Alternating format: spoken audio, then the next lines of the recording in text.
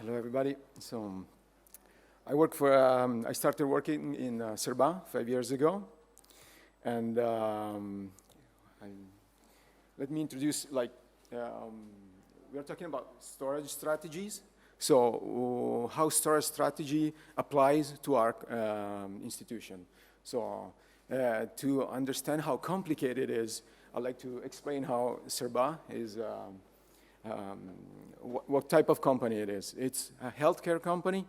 It started as a laboratory, doing exams, tests, and now it's expanding in radiology. And as you can see, in Italy, we are in 18 regions out of 20, and we are growing. So we are growing very fast.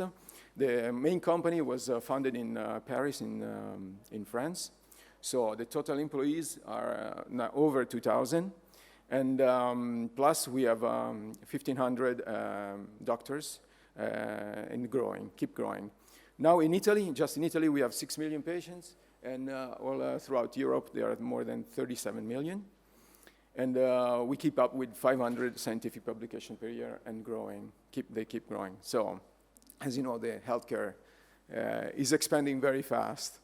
We have 23 lab platforms, and we are trying to reduce them in 20, in basically one in every region.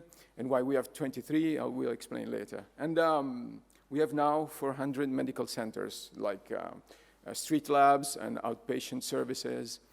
And we do over 2,000 specific tests that no one else does. And we are we are growing more than 50 million exams per year. So those numbers are not the most complicated thing. Like, as you can see, we have lots of big numbers for healthcare in Italy, and we are #1 player in Europe and in Italy too. But the most complicated thing is, first, as Simone said, the company started as a laboratory and outpatient services. That means it was just like blood and paper. So you come with your blood sample, and we give you a PDF, or in the best case. And this was just up 6, 7 years ago. So now the healthcare is transforming. We are growing vertically and horizontally. That means we are doing more services, and we are growing by acquisitions. So are we a healthcare company? Yes, but we are similar to, let's say, a bank company, a bank. So a bank needs that data, comparable to data. We need exact data, like a bank does, because we cannot have approximative numbers. They have to be very precise. But also, we are a manufacturing company, because we have instruments. We have 23 lab platforms, and we are reducing them because it's so complicated to manage all this data. And so we are like a manufacturing company. We are a logistic company, because we have samples. We have every day, we have trucks going all over Italy, all over Milan, all over the cities, 24 hours a day, just transporting stuff. So this is very extremely complicated in a data point of view, So what's going to be my strategy for the future and to consolidate now about storage? Okay, so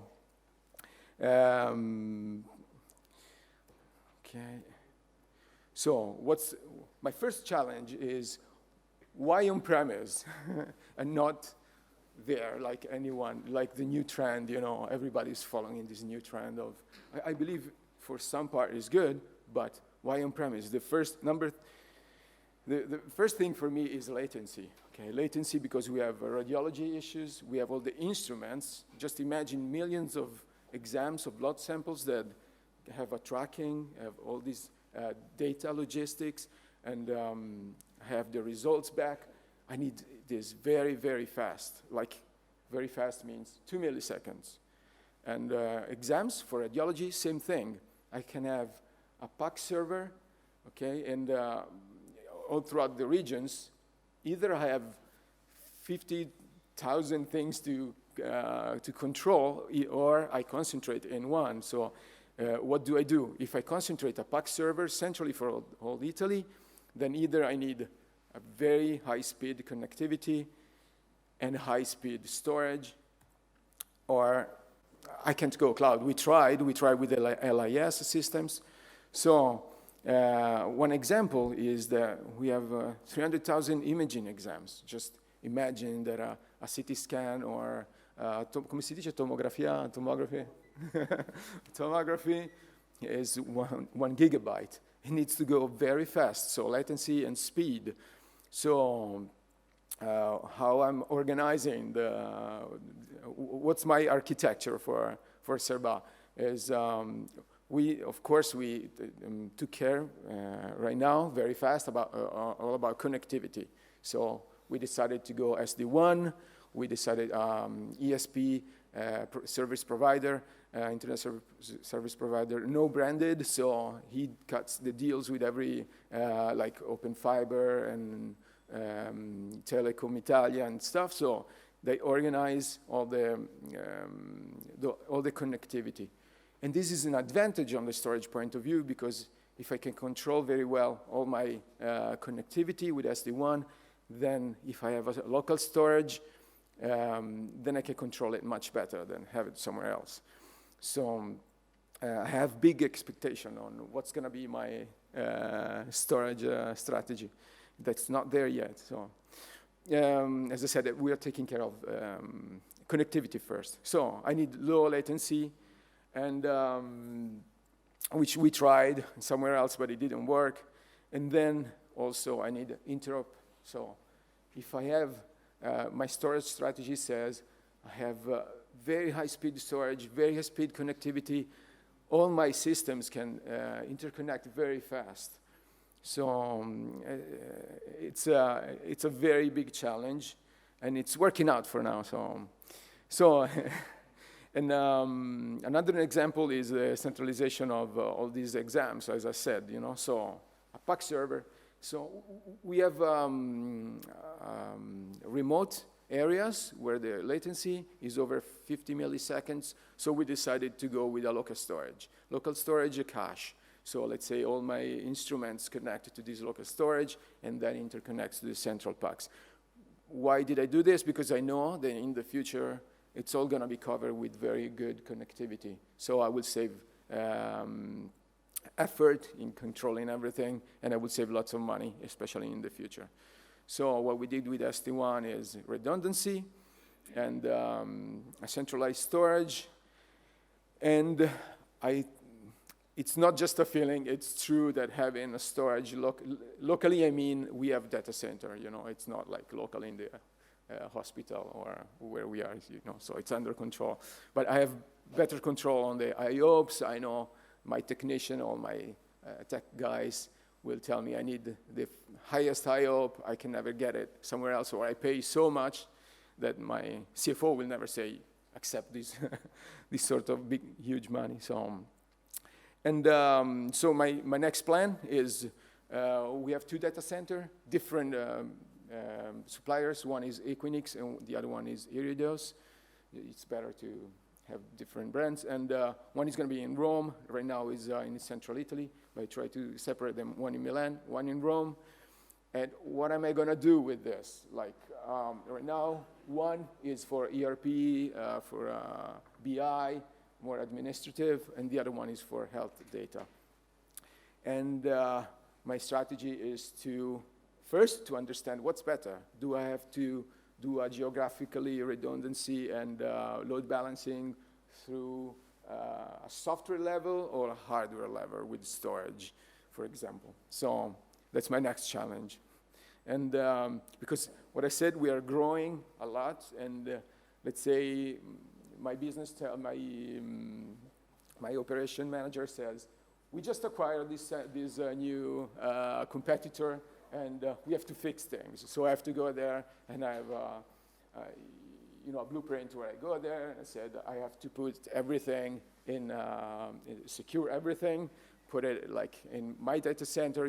There's all these things. When I finish, after let's say 6 months, 1 year, meanwhile I'm finishing this, there's a new acquisition. So I never have time to stop and And so this is a good occasion for me to see what can I do with future, with my strategy about storage. So, and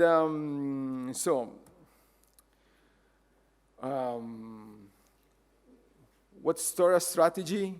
I still don't know. What should I do? Shall I duplicate, like creating a data lake?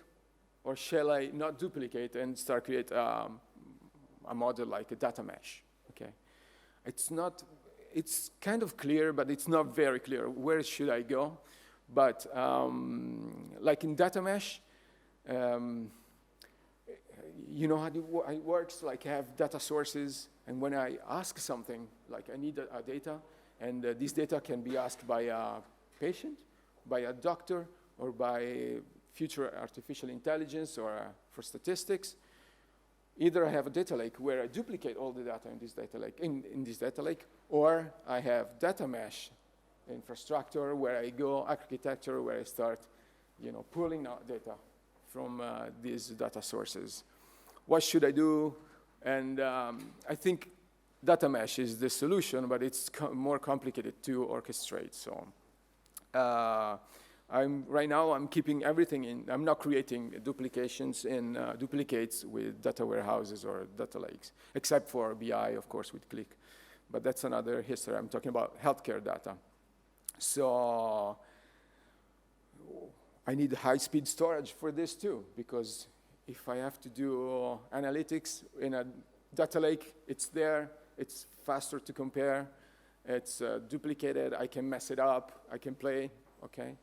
But if I start collecting data from data mesh, I need very high-speed storage. So, for example, another thing is real-time anonymization. It's what I've been asked lately from many BUs. So, because another big issue, okay, is privacy, but another issue is that another challenge is that Cerba is a research company. So, being a research, how do I enable research? How do I enable all the statistic 2.0, which is sometimes we confuse with AI? And how will I start planning AI? Because AI, I don't believe I have to, I need to set targets with researchers, and we need to have objectives, but AI is not there yet. AI is there only for radiology, as we saw with Simone, imaging, perfect. There's many big brands doing AI on radiology, and it works very fine.